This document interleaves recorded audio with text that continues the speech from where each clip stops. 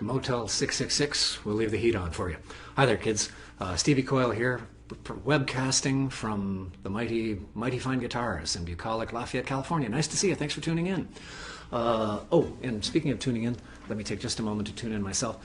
I got some cool guitars to show you here today. I may have mentioned once or twice that I have the coolest job in the world. I sit here and do my thing. I give lessons, tap away on the internets, occasionally make a post to Facebook, and wait for people to bring me fabulous guitars. And it happened again, kids.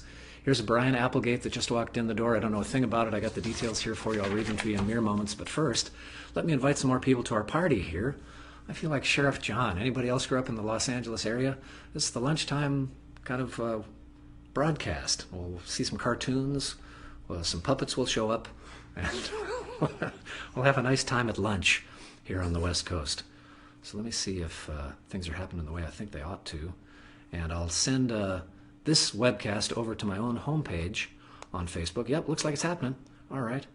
So let's share that, copy link, go over to yet another self-aggrandizing spot on the website, on the interwebs. And that's right here. Let's paste that. Right. The noontime webcast. It looks like it's happening. Right. All right. Now back to it. So I got at least 3 guitars to take a look at today. The website is slowly getting updated. Boy, it's slow because so much stuff is coming in and going out. It's been a pretty good holiday season, I must say. Just never know. People who have done specialty retail for a lot longer than I have say, oh, there's no trends, there's no seasons in specialty retail unless you're selling, high-end skis or something. But otherwise, it's just kind of people come in and they buy fabulous guitars when they have the money and they have the time. And for whatever reason, recently there's been a very, very good Christmas, and lots of new people are getting new guitars, which is really great. Today I'm going to show off to you a Brian Applegate Jumbo Cutaway, which is moderately fabulous. Also in the fabulous department is a John Datlin, kind of an OM, Michael Propsom parlor guitar. Talk about those, but if you care to, go on over to the website and take a look at mightyfineguitars.com. And if there's anything on there you'd like me to feature in particular, just type it on in there. Personing the machines today is Shigor, Mistress of the Machines. She rocks. Thank you, Shigor. My own dear Valerie May. And type in your questions and comments, hurled invective, whatever you got, sling it up there and she'll field it and present it to me, and we'll get you taken care of. So let me take a look and see what this is that I'm holding in my lap here. It just showed up. Don't know a thing about it except that it's truly remarkable. Oh, here comes somebody. Hi there, Paul. Come on in. We're doing a webcast. Yeah, come on in. In fact, come on over. Have a seat. Don't sit on the kitty. Here we go. Oh, I need 2 hands for this, Paul. Ladies and gentlemen, the one, the only Mr. Paul Schmidt. We're on Facebook. We're on Facebook Live, right over there. Cool. Yeah. You want to take the kitty? Thank you very much. That's Bosco. Been baked well. Looks delicious, doesn't it? Paul lives here in Lafayette, of all things. We have a resident expert on all things guitar, and it's terrific. You just happened to walk in. How are you? I'm all right now. Happy New Year. Happy New Year. Look what I got. Check that out. Just tell me what you think. Brian Applegate. Oh yeah, he makes good stuff. It's special grade Indian rosewood back and sides. Brian himself says that he got this set of rosewood back and sides from Jim Olson 25 years ago. Cool. I get the microphone aimed at you. What an interesting rosette, huh? Isn't that something? Yeah. That's the first thing that caught me too. I kind of like a guitar. Some of the ones that scream at you from across the room, I'm really cool. Those are great, but I especially like the ones that don't get super cool until you get really close to them and you can see what kind of work has gone into them. Yeah. The rosette really is remarkable on that. They wink rather than yell. Well put. Well put.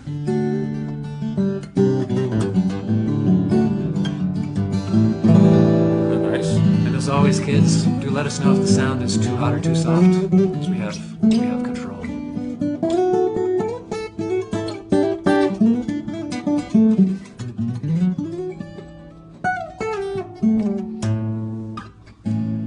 Your hands work in this weather. I salute you.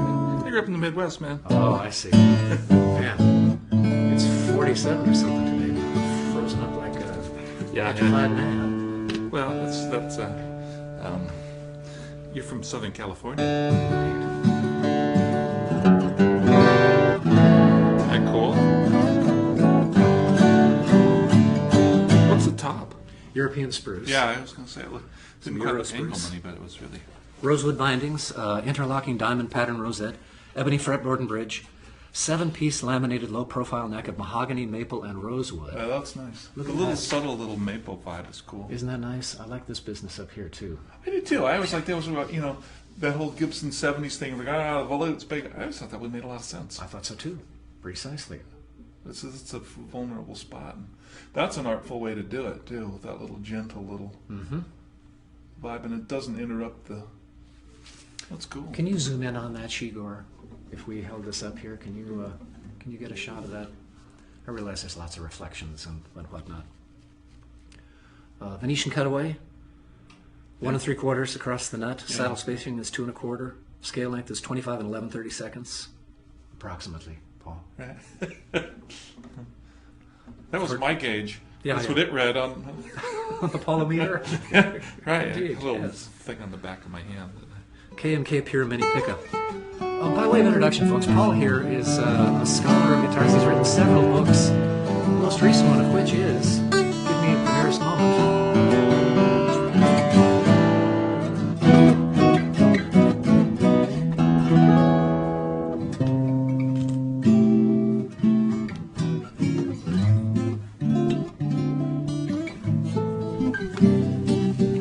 Oh, yeah. I'll be Carol Merrill for you.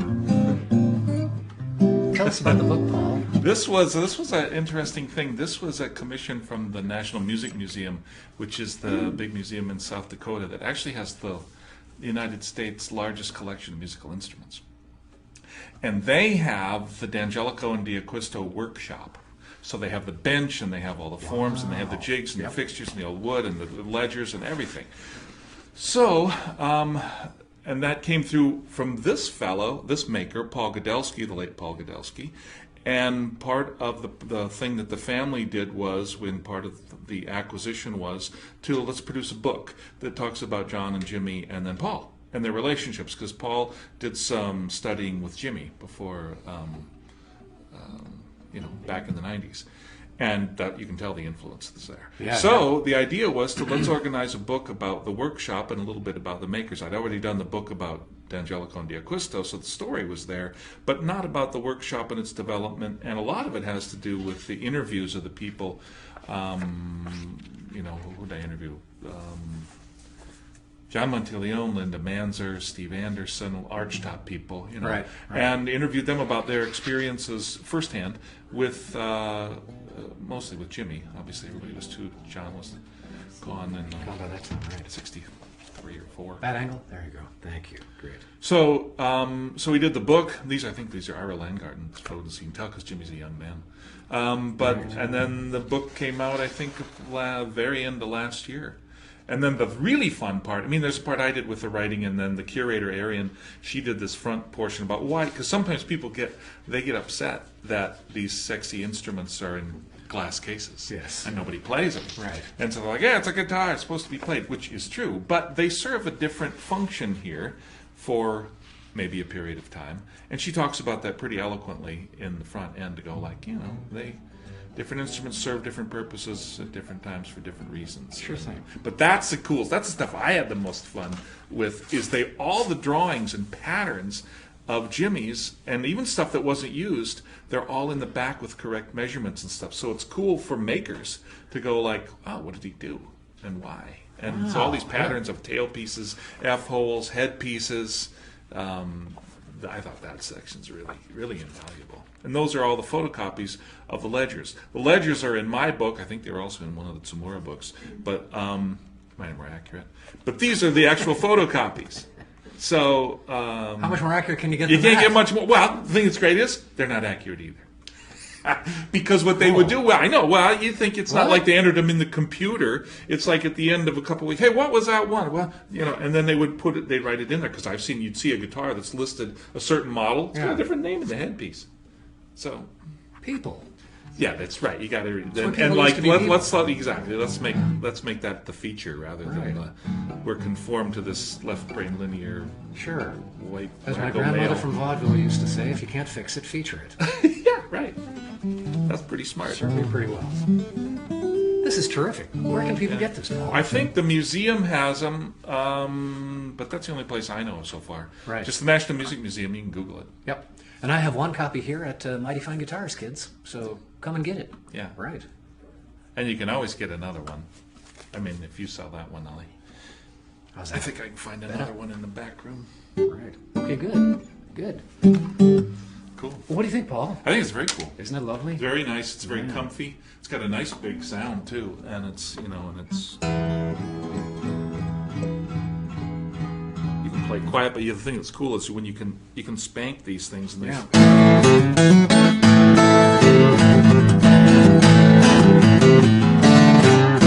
you can do that stuff, but you can also do the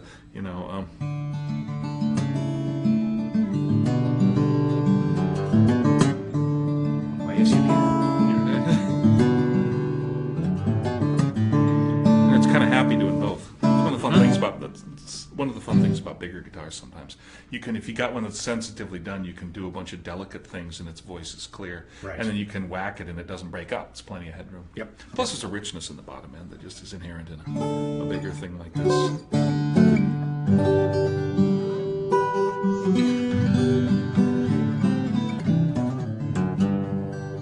Did you just get Cool, this in? man. Yeah. Did this just come in? It just came in. It literally just came in. I was telling the folks that Phil came and dropped this off. I had to look at the sheet to see what all the specs were. It's Okay. just that fresh, Cool. out of the box. I like the neck joint as well. This is kind of cool. It comes down into this very squared off sort Yes. of action here. Yeah. It's that. It doesn't get in the way. Right. Cool. Mighty nice. Brian Applegate, jumbo cutaway Yeah. Yeah. in European spruce and East Indian rosewood. And apparently the set of rosewood came directly from James Olson 25 years ago. So there's a lot of Olson influence in the Applegate guitars anyway. And this is particularly Olson-y since the back and sides were selected by James himself. So Is this 16 and a half or 17? It's not J200, is it? no, it's 16 and a half, I think. Okay. Straight ahead. Cool. Although, let's see if it's on the specs here. It should be.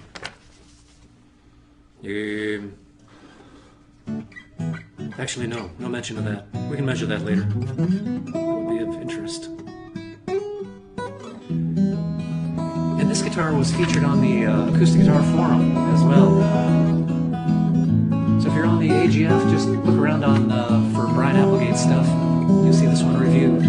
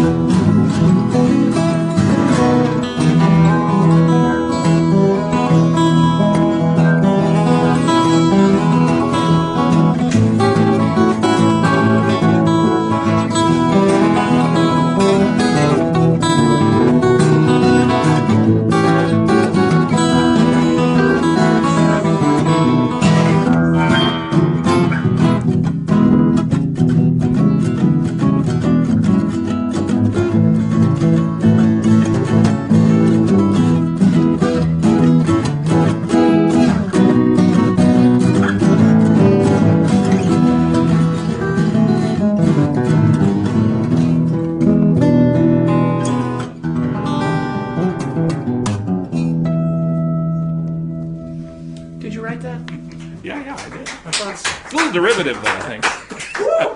Let's see. Came at the wrong time. You came at the right time. No, it's the right See if you time. like. I Feel walked free. in and shut my mouth off. No, I didn't hear a thing. You're fine. You're fine. What's this guy? Well, this one is a John Datlin. This one is by a fairly local fella up in American Canyon area, and lovely stuff. Better known for his classical guitars, but this one's kind of an OM-ish thing with a cedar top that is just spectacularly beautiful. I think, isn't that great? Yeah. And walnut back and sides, so you get some of that kind of walnut snappiness with some of the cool mellowness of the cedar. It's And really pretty, this little delicate fade. That's isn't just that the nice? look. Yep. And it's reiterated. That's thematically cool because it's reiterated in the sound hole. In the sound hole as well. Rosette thing does. That's cool. You notice this stuff, Paul. Yes. Fantastic. Fantastic. This is very subtle too. This little slight little ledge vibe down there. That's kind of his thing. Is it? Okay. Yep. And a nice wide bridge saddle. Yeah, so you that's can good. make adjustments for intonation as required. Yeah, that's you know. good. What's the binding? Is that maple? Palfaro, I think. Oh, right. Okay. Yeah. Oh, maple binding. This is maple binding. Yeah, Palfaro fingerboard and bridge, I believe. Lovely stuff. John Datlin, and it's got this kind of very OM-y, you know. Eric Schoenberg years ago sort of contended, and I agree with him, that the OM is kind of the perfect do-it-all kind of guitar size. It's big enough to give you some boom in the bass, not so big that your arm is hanging out over it, or that you're uncomfortable with the wide waist holding the guitar up really high. But and I got this strung. I had this strung with phosphor bronze strings for a while. Sounded okay. I think it really came to life using 80/20s. Another thing I'm afraid Eric Schoenberg has said, and I have adopted completely on smaller body guitars. I typically like the sound, of course not on my own guitars for some reason, but typically on small body guitars I like the sound of 80/20 bronze strings instead of phosphor bronze. For those of you willing to geek out just a little bit, pretty geeky. How many wraps are those per inch? These many. An inch's worth.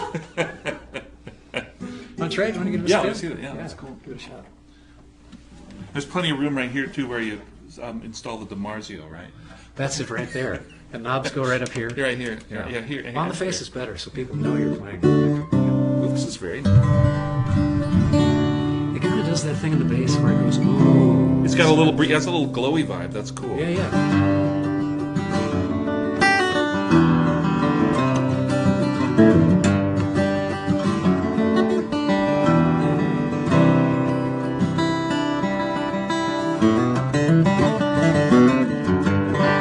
That's cool. Ooh, that's not that. Surprising, isn't it? Yeah.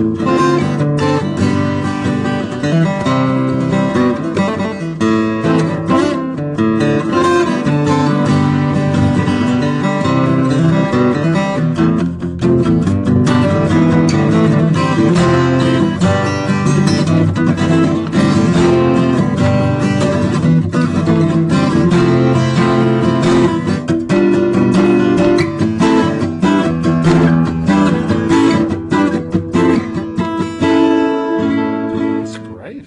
It's great. It's thinner too. It's narrow, so it's nice and it's really comfy. I see what you mean. It's got a little bit of that OM size vibe, but it's got a.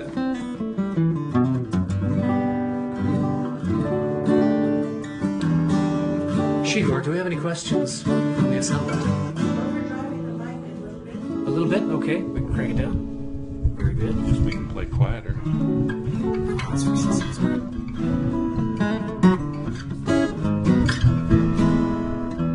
you go. Yeah, this is A cool. little better? Okay, we'll see. Well, thanks. It's a very nice gift. I appreciate it. Security. Yeah, It's great. John Datlin. We got a couple of Datlins. I wouldn't have guessed that sound emanated from this wood combination. I know it, wouldn't you? It's surprising. Yeah, you can't, those orthodoxies that everybody sort of like talks about, oh, this wood does that, it's not true. It's more about the design. It really is. And it's about the individual pieces of wood and the builder and all of Right. the imponderables that go into this. Exactly. And their relationship with those woods and how that intersects with their design, that has a ton more to do with it than, rosewood, mahogany, spruce. Yeah. Because this doesn't. Listen how brilliant that is. You can associate that with a cedar vibe. Exactly right.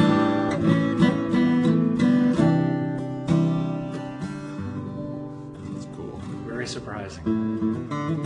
that famous story. There was a great embarrassment to a lot of violin players, where there was some sort of blind taste test, a shootout amongst some famous violins. And all these players and builders said, "Oh, I can tell the difference." You know, they sat behind a curtain, listened and played. They got nothing right.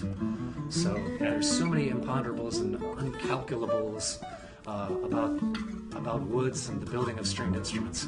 It's people come in and say, "Well, you know, I think I need a rosewood guitar, but I really like. What's wrong with me? I like this mahogany one." Yeah. You're disturbed. You're confused. That's right. Get out of here. What are you? It's crazy. I In the know. wrong place. That's one of the stories in that book was when Roger Boyes, who was the guy who studied the most with Jimmy, was telling me about Jimmy would do stuff with him. Go, "You hear that?" And Roger goes, "No, I don't hear it." He goes, "Oh, good, because there's nothing there. I just want to see if you were faking it." He would do stuff like that. That's so New York. I know, it's totally great. Good. Yeah. You know, you remember, I don't know, you know Fat Dog over in Subway Guitars? Well, he is electric stuff, but the principle generalizes here. He would have, in the old days, he was one of the few places where you could get like kind of older stuff. And so he'd have well-known guitar players sometimes would come in with an old 50s guitar, or like Fender or something, but he would put crappy pickups in it.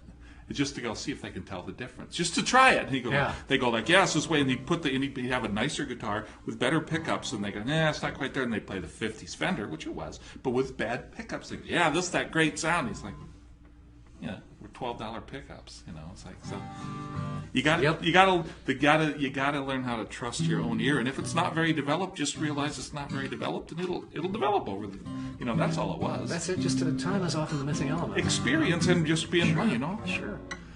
You know, in the pickup realm, a buddy of mine and I used to host a Monday night sit-in kind of thing over at the Plow and the Stars, kind of the navel of the Irish universe here in the San Francisco Bay Area. And because we knew that a lot of musicians would be in town over a weekend and get more gigs the next weekend, but they'd have nothing on a Monday night. So we'd host this Monday night thing, and there were all kinds of pickups came in and preamps and all kinds of fancy setups for this room where getting good sound is just about impossible. And one day, a wonderful singer-songwriter named Jim Page, if you're not hip to him yet, get hip because he's just fantastic. A tad political, but just fantastic, and improvisational, makes up songs on the spot that it'd take the rest of us years to come up with stuff that good. On the spot, completely on the spot. Anyway, he came in, his guitar, big dreadnought, sounded fantastic. He said, "What have you got in that sounds so fantastic?" He had a $12 lavalier mic from Radio Shack hanging in the sound hole. No preamp, no nothing, right out to the board, and it sounded just fantastic. So yeah, it ain't the name on the box. No, it's a meeting of person and machine. Yeah. Luckily, you're not endorsing any of those big companies, are you? No. They're going to cancel their check every month. Yeah. There's no way to start off the new year. Hey, I'm gonna come back a little bit later. Come on back, absolutely. Yeah, Go ahead. appreciate All right, it. sure. And here's one by Michael Propsom. This is more your vibe, isn't it? I tend to favor the real small body guitars. Yeah. This is real small, but man, is it lovely. This is another kind of mystery wood. This is redwood on the top, and redwood, you know, there's redwood and there's redwood. You just never know. Some people associate redwood with patio furniture, and so they think you're not going to get good sound out of redwood because, you know, I do this to my patio furniture, it just goes thunk. And there's some redwood that's been underwater for decades. The sinker redwood, which is just, you know, mineralized, and it's all hard, and it's got more kind of structural integrity than typical redwood, but you just never know. Redwood piece to redwood piece, you just never know. And this seems to be a really cool combination.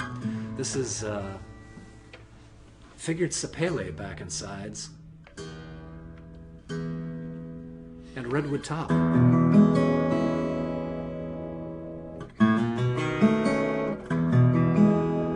It's like right when the first thing I heard, it's got that. It's like a rich version of that little Martha Allman Brothers tune. Right. That's the first thing I heard. There was the intimacy. Yeah, you bet.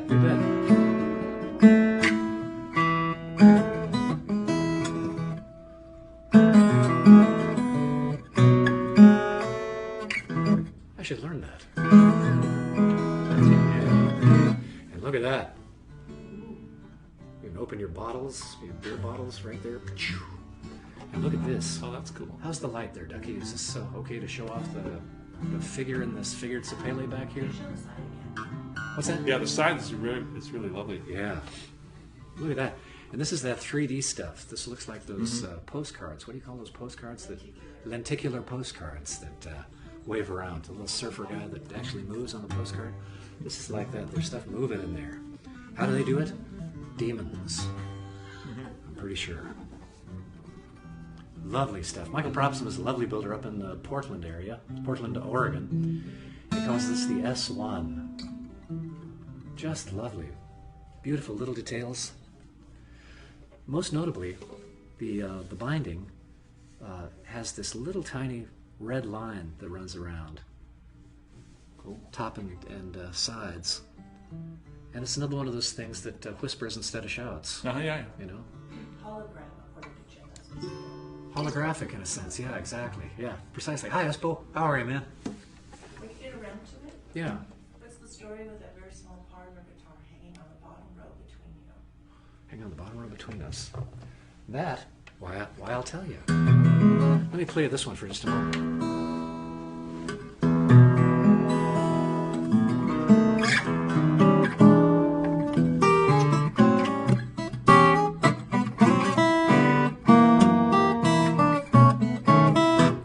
Surprising sound from a little guitar. Let me swing this around just a little bit here.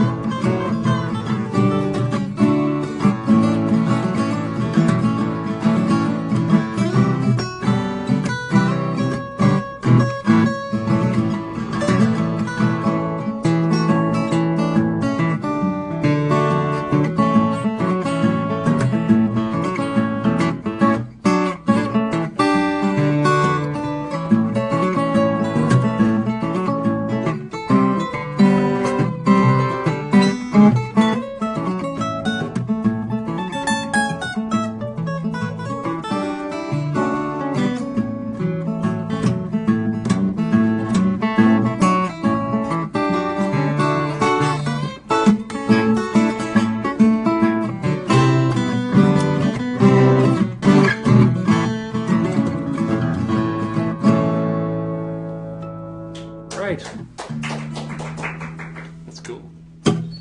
Michael Propson. In the small guitar department, and for you, Jim Esposito, hang on just a second. This little one back here, is this the one you're talking about, Espo? This one right here? This is by a fellow out of the Davis area, Davis, California, near Sacramento, named John DeLapp. And it's walnut, and it's beautiful. This is a very faithful tribute of a Martin size 2.5 from the late 1800s. This would have been kind of a standard size guitar from then. That was my first sexy vintage guitar. I was in high school. A little too? 2.5, 17. Yeah. Black little Brazilian rose with a little black coffin The case. coffin case and everything? Yeah. I was a teenager. Chicks Didn't really did know what the I was coffin doing. case, yeah. Well, they were like, guitar's little. Yeah. But it was really cool. Well, the thing that was funny was you couldn't put steel strings on those. Yeah, right. Because they didn't exist, so you had to get... go ahead. Yeah, thank you. But it changed the way I approached playing a little bit. It was kind of cool. I had a 2 that I bought at a music store in Santa Cruz, California, years and years ago, and they said, "Oh, this is great, but it really needs a little bit of work. Let us buff it up for you a little bit." And I thought, "Oh yeah, okay, great." So I was paying down the thing, and by the time I got it, they had refinished it, and it just wasn't the same guitar at all. Yeah. So that was an enormous disappointment. We worked it out. Story. Dave Sebring, who used to work at Groom Guitars, told me this story. He went to go over and look at this D'Angelico that somebody had, and the guy goes, "Yeah, well, it's a little rough, but it's okay." And by the time he got over there a week later, he goes, "Well," and they're walking into the living room. "Wow, I made it real good. I painted it up for you. It looks real pretty now." And he painted it black. It was great. He thought he was making it cool, you know. And it's like, well, There ought to be a law, hard to enforce. I suppose. Yes, yes. Especially in the new administration.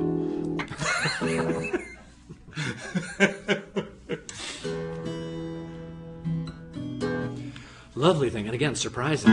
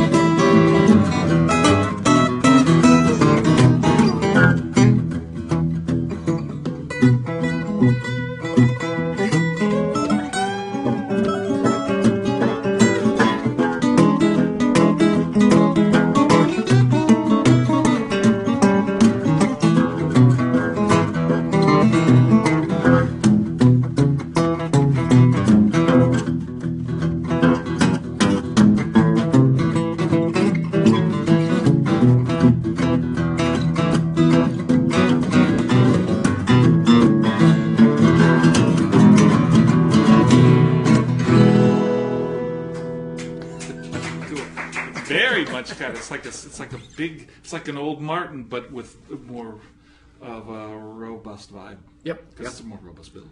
Indeed. It's some lovely What's that, walnut. walnut? Yeah, I was going to say it looks walnut. Walnut back and sides, and Adirondack top, I think, on this bad boy. So it's really bright. It really just jumps right out there.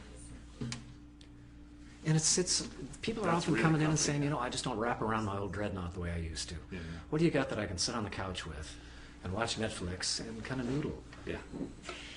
Can't go too far wrong with something, double O-ish or smaller, or rather triple O-ish or smaller.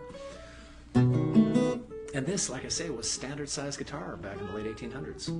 When the Dreadnought came along, people thought it was comically huge. You know, they often saw it on the movies, at the movies at first. They said, what is my cowboy hero doing playing this gigantic guitar, you know? Gene Autry first, I guess, and then Hopalong Cassidy with a Gibson. And then Ray Whitley had that big Gibson. Right, Yeah. right. Well, it was funny too because people were littler then. And if you look at a lot of those 19th century things, they always depict women playing the guitar. Exactly. And they were always these small, delicate, parlor, gentle little. Sure. And again, in those days, they would have been. Have you ever tried one of those guitars like this size, but then with gut? Yeah. It's weird and it's very quiet. They don't stay into it and they break all the time. You can't play it. You can't play like modern stuff on it. Yeah, yeah. But that was what they had. And tell me, is my understanding correct that the parlor guitars came into houses that couldn't afford a piano but still wanted to appear cultured? Yeah, and I have heard kind that. of a guitar in the corner, Yeah, you know, and that's somebody interesting. would perhaps play it, you know. Well, a lot of times, and still, I think part of the deal was it was associated with a lower social class. Right. And again, because some of it was affordability and some of it was, but it was so, that's part of the role that I think it played when you saw the old blues guys had. When they didn't play pianos, they didn't have pianos, so they had a guitar. And you could take it outside, it was portable and stuff, and then all of a sudden people understood how cool it was. You bet, you bet. Yeah, they named that Dreadnought. That was a boat. You know that? Yeah, it was the A biggest ship. It's the biggest ship. Gigantic They named after the ship. biggest ship. Yeah, right. Yeah. Remember my granny used to say, you know, I remember seeing those cowboys when they came along with those big guitars in the movies. We all thought, what? Yeah. There's a bass over there. Why are you playing a bass guitar? That must be a bass guitar. It's so huge. It's cool. Yeah. Well, and again, if your visual's oriented to that, Right. and then you see a big Dreadnought, it's like, whoa, Huge. big old boat. The 2.5, and this is by a gentleman named John DeLapp, and it's yes, it is available for here at Mighty Fine Guitars for the low price of actually this is a screaming deal at $3,500 for you, $34.95. So there you are, John DeLapp, and well, thank you, Paul. I think we ought to button up for today. Okay. We've Did you already play that one? Did you show that one? the door, yes, Okay. you bet. I thought Yeah. that was cool. The door is cool. The Hamblin is getting a lot of attention. Yeah. I played. You've got to play this Yeah, I played that. when we come Wrap up. back Okay. from the commercial. Sparky Kramer stuff is in here. Oh, I'm probably completely out of the picture. Well, listen, thank you, kids. Thanks for tuning in. It's it's the Friday noontime webcast. And how about a hand for Miss Valerie Shigor, Mistress of the Machines? Thank you very much. And Paul Schmidt, look him up at Art of Music Instruments. artofmusicinstruments.com. A fascinating cat who's written all kinds of books. This is the guy that literally wrote the book on Klein guitars, on D'Angelico and D'Acquisto guitars, and you have a new work of fiction out. Yeah, I got that little novel out called Continuing Ed. It's on Amazon. Yep. And I got a kid's book that just came out, Fables. Right. And then I have that, what's the name of that other one? That thing I did on the Michael Spall guitars. The Nouveau series. The Nouveau guitars. Yeah, that's series cool. guitars. That's connected. There, you can look at that, I think, page by page Yeah. on the website. That's So Schmidt, capital S, small c, small h, small m, small I, small d, small t. correct. Okay, very good. That's very good. Paul Schmidt. Thank you, Look that sponsor. up and guitar, and you'll be all set. You'll be all set. Thanks for tuning in, kids. We'll come back next week with a whole batch of new guitars. And thanks for tuning in. Thanks for your comments and questions. This broadcast happened at in the noon hour on the west coast of the United States on Friday the 6th. Are we at the 6th here? Yeah. And if you're looking at this some other time and you sort of pipe up with how much, we won't know. Be specific with your questions, if you would, please. All right. January. What did I say? The 6th of January. It's Yes, the thank you. 6th of some. Something. I can't be pinned down. It's right after the 12th I'm an of artist. That's right. And we're still inside the 12 days of Christmas, which is why we got the Christmas tree out. That's right. So there. This is the last day. Yeah, that's right. It's Epiphany. It's Epiphany. Or it's close. It's close to Epiphany. I'm close to having an epiphany. All right. Very good. All right, kids. Thanks a lot. Stevie Coyle, Paul Schmidt, Mighty Fine Guitars. We'll see you down the road.